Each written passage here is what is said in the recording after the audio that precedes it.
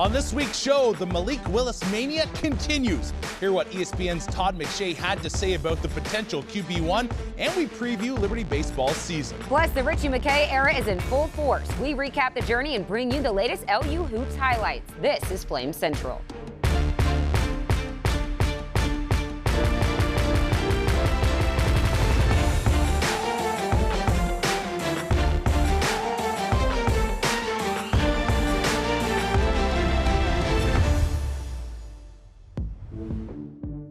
Do you hear that, Emily? Malik Willis. Yeah, you hear it? I do. That is the sound of fan bases all across the nation calling for their team's GM to draft Malik Willis. Well, hey, everybody, welcome on into Flame Central. I'm Rhett McGibbon alongside Emily Austin. Yeah, fans are excited at the prospect. I love how they digitally edit the team jersey on Malik. But hey, I heard some great feedback from scouts and media members at the Senior Bowl. His draft stock, Rhett, is rising like Tesla. Yeah, it sure is. As you mentioned, there are plenty of oohs and ahs with every throw from the former Liberty quarterback throughout the drills leading up to the Senior Bowl, and he would continue to turn heads in the game. Willis, the starter for the American team, would play the first quarter. He would finish with 2 of 4 passing for 11 yards, but Willis is a magician with his legs, and he would dazzle with the run game as always. With time winding down in the quarter, Willis would break free for a 27-yard run that was just stopped inside the 10-yard line. Despite all the attention throughout the week, Malik is staying focused on proving that he's QB1 in this year's draft. It's always going to be people that think you great. It's always going to be people that think you're nothing. So, I mean, it's not about focusing on them. It's focused on getting better every day. This is a new system for all of us. I feel like it's playing with people you never played with before. So some people can adjust a little quicker, but some people, it takes time to build that, camaraderie. More or less, it's just the verbiage and being able to spit it out, to the O-line and the receivers and the running backs in the huddle. I mean, I didn't have to do that in college, so I guess that's the biggest difference. And a lot of them are under the center, so I think that's the biggest difference as well. I mean, we were all in gun during college, but it's football at the end of the day, but it's just at a faster pace when you get to the next level. So I just feel like it's adapting to that and getting comfortable. ESPN's Todd McShay is one of the biggest names in the business when it comes to evaluating players in the NFL draft process. He saw Malik Willis play live for the first time at the Senior Bowl and had some high praise for his QB1 in this upcoming draft. You can see he has great arm strength on film, but seeing him here live, the ball just jumps off his hand, and that's what you want to see. I mean, you can get by with really good arm strength, not elite. I think he's in the elite category, but ultimately you want to see how the ball comes out. Now, the consistency of his footwork is an area he's going to have to improve upon as a pocket passer, but when things go bad, his ability to just get out of the pocket, he just disappear like a ghost. That part to me is so invaluable, especially early in a career in the NFL. When you don't have all the answers, you get to the line, you don't know exactly what a defense is trying to do to you and what they're disguising. And so you've got to have that mobility to get you out of trouble, and he's clearly has that. Now, hopefully he gets in a situation where he can develop and good quarterback coach and offensive coordinator. But from a tool standpoint, there's no one as mobile as him. He's clearly the most dynamic athlete at the position. No one has a stronger arm, and I think as he continues to develop and gain more game experience, he's a 2-year starter, He gets more games under his belt, I think he's just going to continue to elevate. I think the biggest thing is just going to be transitioning from college to the NFL. I mean, when he was at Auburn, everything for him was a lot of just like RPO stuff, a zone read option, those sorts of things. And Liberty, it was a little bit more pro style, but he's going to need a little bit of time. I think he's not going to step in right away and have all the answers. I think in terms of fit, he probably, I look at Denver sitting there at 9, they need a quarterback. We'll see how that all plays out. There's a lot of talk about Aaron Rodgers maybe making the move there. At 11 is Washington. Could that be a fit? There's a bunch of teams in that 8 to 28 range that need quarterbacks. And I think if Malik isn't the first quarterback off the board, I'll be shocked if he's not the second. Woo! Is it April 28th yet? Can't wait to see where Malik Willis will land. Still so much hype around social media on the dual threat quarterback. Flames Nation has known all about his talent, but everyone else, it's nice to see they're catching on. So let's get you up to date with some hearsay with EA. The Senior Bowl aired on NFL Network, but they wanted this play to live on forever. Huge gain for Malik. Remember, Brett, these are some of the best defenders in the nation. He's just dodging them left and right. The QB went on to rush for a game-high 54 yards. And look at some of these big names in media taking notice.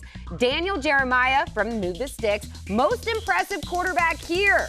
There at the Senior Bowl, Matt Miller from NFL Draft Scout. Willis is the most elusive runner in this draft class.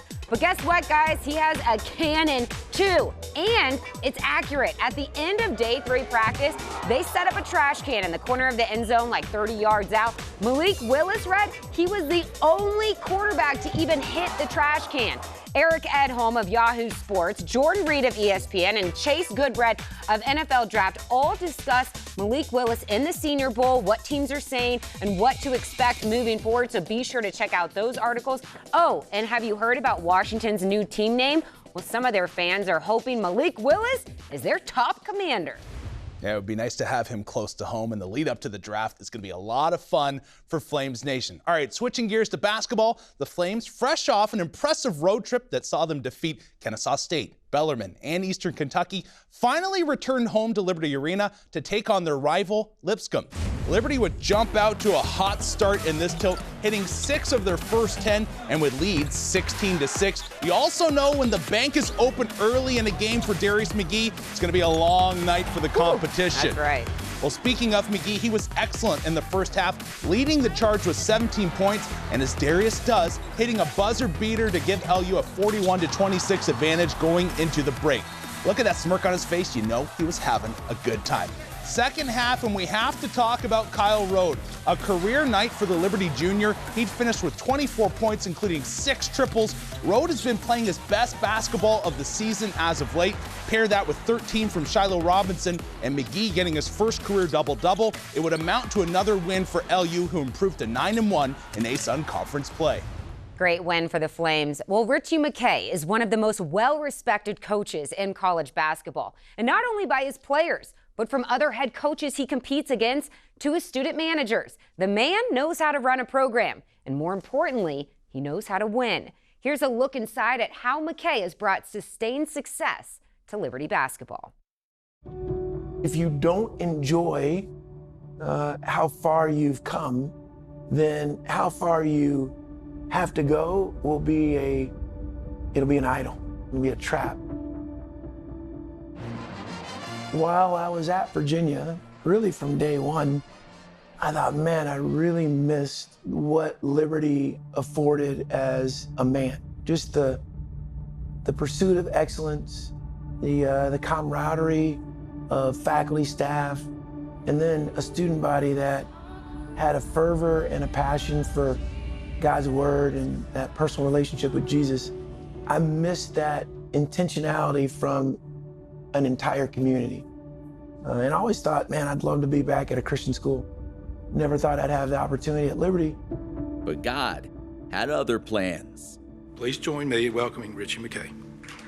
It was another way that God showed me that he was the author of miracles, however little or small they would be. I think it was miraculous that I got an invitation to come back. There would be a lot of work to do as the Flames were coming off a 9-23 campaign the previous season. But his second stint at Liberty came with a new perspective. When you go from being a head coach and making all the decisions to being an assistant and supporting the decisions, I think you don't have a choice but to serve. So I think I became better as a coach because I was way more intentional about serving than I was about the outcome. And that maturation process that God took me through really was like a graduate course. And it took 6 years. And I'm still learning, but I think it really helped me be more process-oriented instead of being outcome-based. After a slow start, McKay would begin to see the fruit of those lessons in just his first season back. Even though we lost our first 13 Division I games, you could see it turning. And when we beat Coastal Carolina in January for our first Division I win, you would have thought we won the Big South Championship. But it was a marker for us. The Flames would exceed expectations in year 1 and would win over 20 games in year 2. Year 3 would see Liberty make it all the way to the conference tournament championship. But it would be McKay's 4th year, LU's first in the ASUN conference, where things would really come together. I just started to see, and these guys are believing in our program and they're contributing in a way I think that is foundational to what we hope and aspire to do. Liberty would go on to win its first 7 conference games in the new league, setting up a showdown with defending ASUN champion Lipscomb. I remember it was really the first time that we had been back at Liberty where there was any kind of national attention to a particular game. The Vines was packed. Man, there was an excitement about the game. And they punched us in the face. They dominated us. It was so humble. I remember thinking, because they were up 30, I remember thinking, oh my goodness, we have no chance. But instead of faltering, the team would use this loss as motivation. To see them respond to that and not get beat over the head or whatever, it did something. It was a catalyst that really did change that season. And the evidence of that was to go into Lipscomb and beat them for a chance to have a share of the conference championship. Liberty, put your dancing shoes on. And then to win the conference tournament game on their floor, that was amazing. And to me, it was a reflection of the guys that we had in our program, their commitment to what we valued as a program. But the Flames wouldn't be content with just making the NCAA tournament. Yeah, this group had a belief. They had a belief from the little successes that they had, their response to adversity, and the privilege it was to be in the tournament. I think they had a unity that warranted the opportunity. Liberty would go on to upset Mississippi State, marking the program's first ever NCAA tournament victory. The exposure we got, I think, opened some doors in recruiting that maybe we wouldn't have had without it. And then the thankfulness that our guys had, that their hard work and small deposits accumulated into something that we had dreamed about. The program's success would continue with conference championships and NCAA tournament bids in each of the following 2 years. But despite the accomplishments, McKay believes his work at Liberty is far from over. A really good friend of mine in Division I coaching who coaches at a high major said to me, you should leave now because it'll never be as good as where you brought it. And I don't think I brought it. This was God allowing our family to have success. But I understand why he said that. Because now there's an expectation for us to get to the tournament every year, and it's really hard to get to the NCAA tournament. I think the only way for me to navigate it is to remember the privilege it is to coach where I get to coach, and not to be trapped by those expectations, but to embrace them, because the fact that everyone wants us, expects us, and hopes us to be in the NCAA tournament and to advance is a good thing. Like, they care. But you can't get your identity from that. And if you do, you'll have less of an impact on those that you lead or those that you get to do life with. So I'm still in process of that because I want to win. The wins keep adding up for Liberty basketball as Coach McKay continues to embrace his call, leading the program and giving the glory to God. And the only way to do that is to model and emulate what Jesus did for us in trying to bring glory to the kingdom. I hope I'm intentional about that every day that my feet hit the floor. Props to our own Jonah Jabor for putting that story together. You know, Emily, when Richie came back, this program was in some rough shape. Yeah. But he and his coaching staff, they built back the right way. They were patient, developed their players, and now Flames Nation is reaping the benefits from that. We definitely don't take Richie McKay for granted. I mean, and his players, I know they don't either. And just the lessons and relationships that he builds with these quality guys that he's bringing into this program. Excited to see where they're going to go this season. Yeah, it's great. All right, let's stay on the court, but check in with the women. Playing host to Lipscomb this week as well. Check out Bridget Bredstad's braids. I like it. I mean, let's go. She's not messing around and proves that early. Initiates the steal. D. Brown on the other end. Layup. Bridget Redstack gets the offensive board. That's no good. Priscilla Smingy there to put it away. Cha-ching. Finally saving the day to the second quarter. Maya Berkman came up big for the Lady Flames in this one. She fights through traffic and finds the basket, finishing with 14 points and 8 boards. To the final frame, Nana Lindstrom, Jordan Bailey, bang! That seals the deal. Liberty's 10th straight victory at home. Berkman bringing out the dance moves. This team is good, Rhett, and they're having fun. A good recipe for success, which they'll need as they head out for a tough road trip ahead. All right, coming up after the break, we take you out to the ballpark for a preview of Liberty Baseball's upcoming season. Plus another edition of Warm, Hot, and Fuego. All that when we return. Since 1971, Liberty University has had one mission: training champions for Christ. We've been at this for a while, and in the shadow of the Blue Ridge Mountains, we have grown to be a global force. Today, Liberty runs over 100,000 students around the globe, studying across 15 colleges and schools. And among them, over 30,000 military students. Across 700 programs of study, we train as one: nurses, artists, business leaders of the future and today. Together, we work to give back through service trips, local community work, and over 500,000 volunteer hours per year. And we play just as hard as we study, with 20 NCAA athletic programs and 40 club sports teams. So, who are we? We are Liberty University, and we train champions for Christ.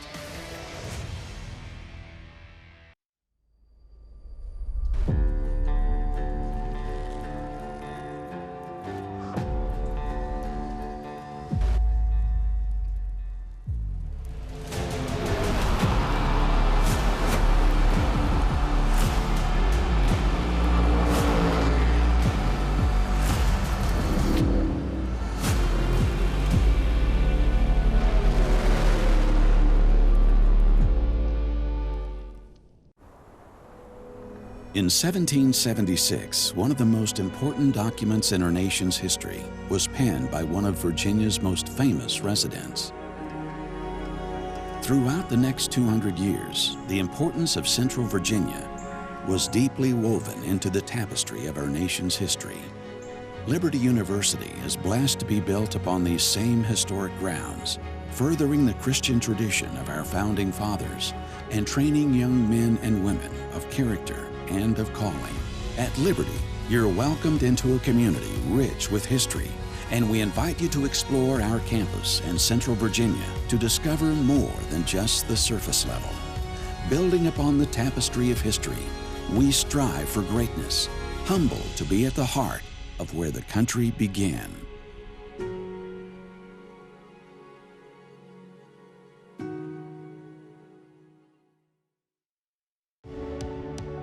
At Liberty University, making an impact for Christ doesn't wait until you graduate. Because here, we get out there and step into our community with our sleeves rolled up. So what does that look like? Every year, our students join together to serve those in need, whether close to home or far away, and share the hope of Christ. At Liberty, you'll find meaningful opportunities to make an impact with your gifts and talents, however God has called you.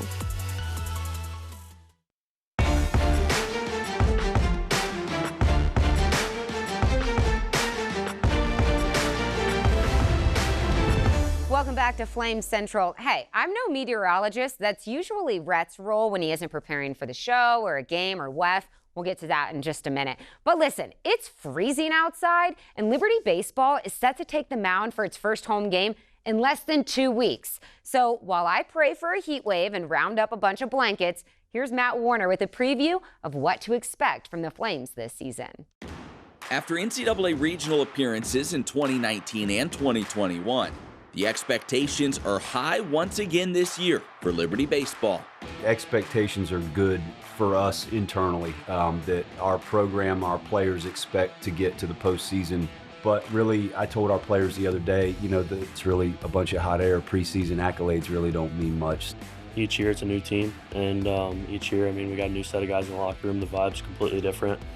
And so it's basically just kind of building off of the foundation of what prior years have left, but also remembering that it doesn't really matter what you did in the past.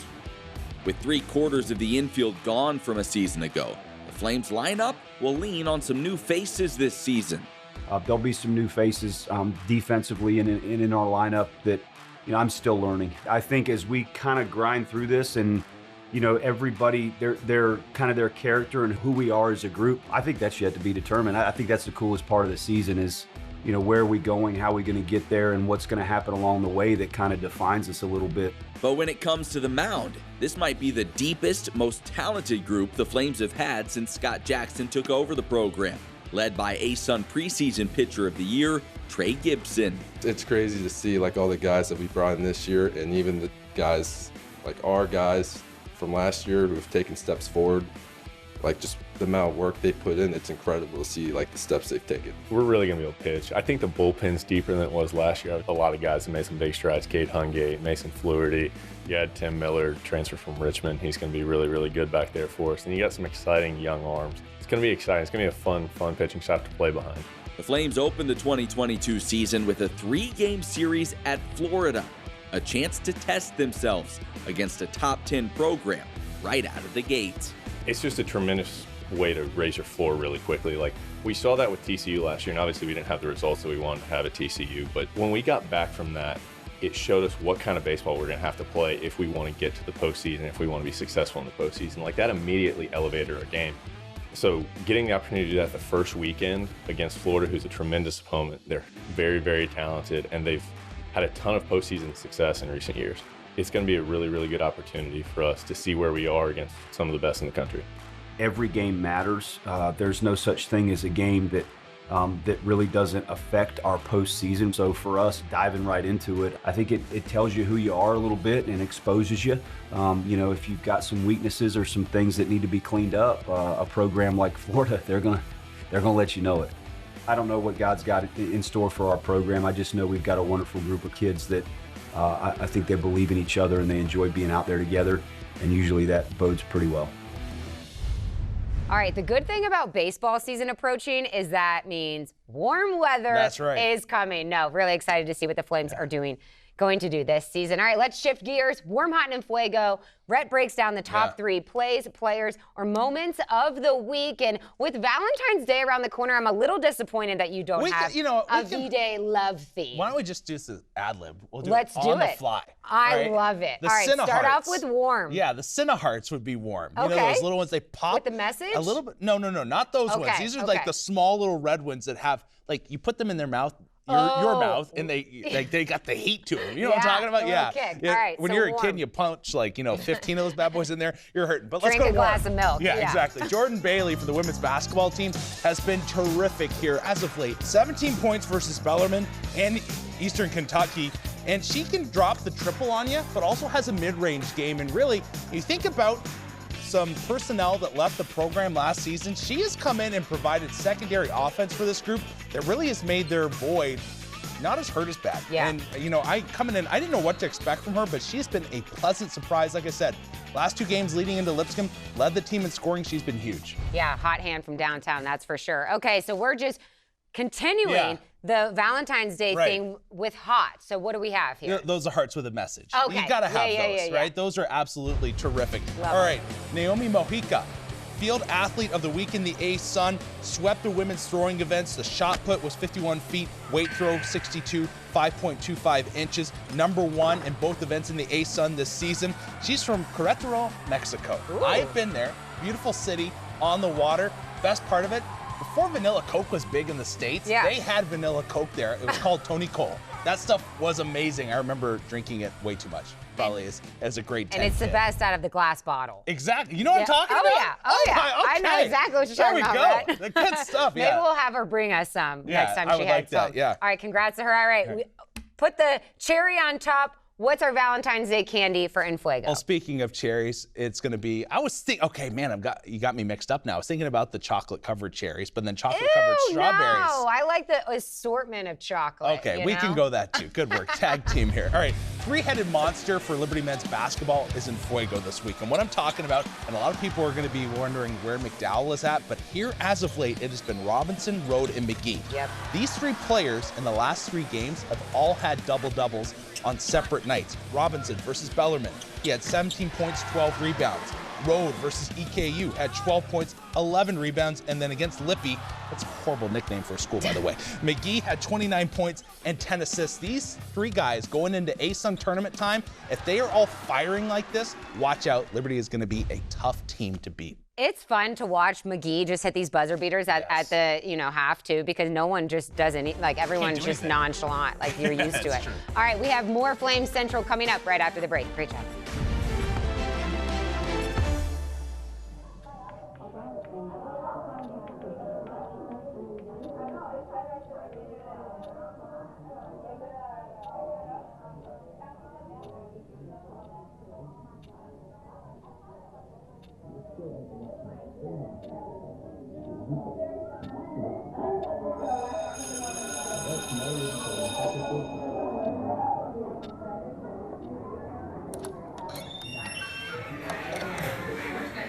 What does it mean to be a leader?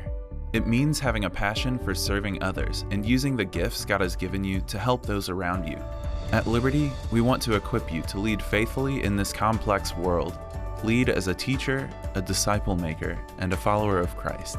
Doctoral education with the Rawlings School of Divinity has always been about the kingdom of God. If you're ready to take the next step in ministry training, we are ready to equip you for faithful ministry.